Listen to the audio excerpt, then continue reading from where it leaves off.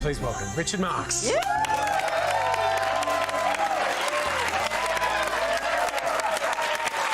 Standing ovation. Love you guys.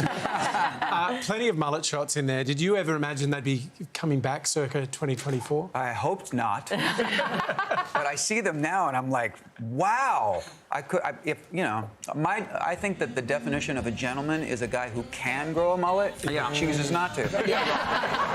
That's so true. But also yours were blow dried. They were Mine was fluffy. They were fluffy. They were Fluffy big. mullet. They had the volume. It was big. Yeah. Sometimes they used to have to expand the doorways for the venues. That was the thing on your rider. Yeah. Not like, nothing behind the scenes, but just bigger doorways. Yeah.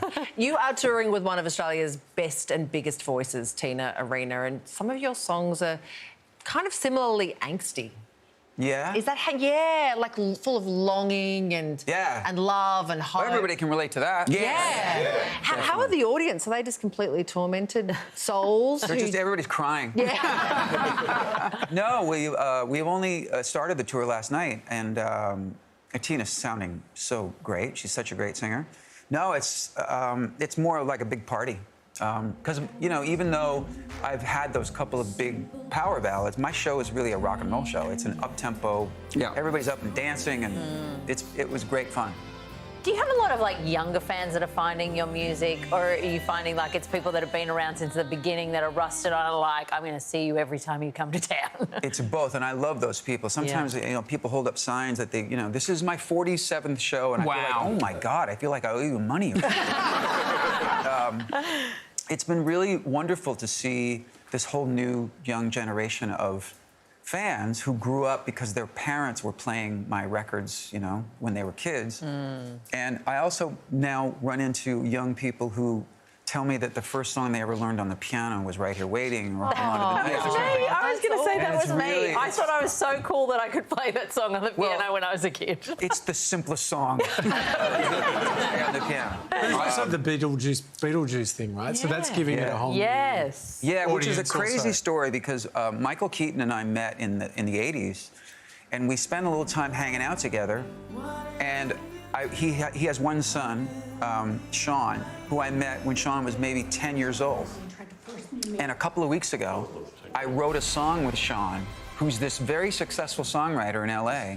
And all these years later, here I am writing a killer song with Michael Keaton's son, right after Michael's done my song in Beetlejuice. Wow. So it was, talk about full circle, right? Yeah. Crazy connection. You've had so many. You've connected since you were young. Like Lionel Richie really helped you, didn't he? Yeah. Yes. Well, yeah. So next time you guys are in your car listening to the radio, or at the chemist waiting in line, and you hear Lionel sing "All Night Long," all night. That's me. All night. That's me. And what about that Swahili bit in the middle? Did you sing on that? I did. Tombolite said the moya. Yeah, jumbo jumbo. Yes. Oh, wake up.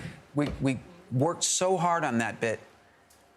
And Lionel sang with us. Yeah. And we finally got it, and we were going into the control room to listen back, and I said, hey, what does that translate to in English? What does it mean? And Lionel said, it's just gibberish. I made it up.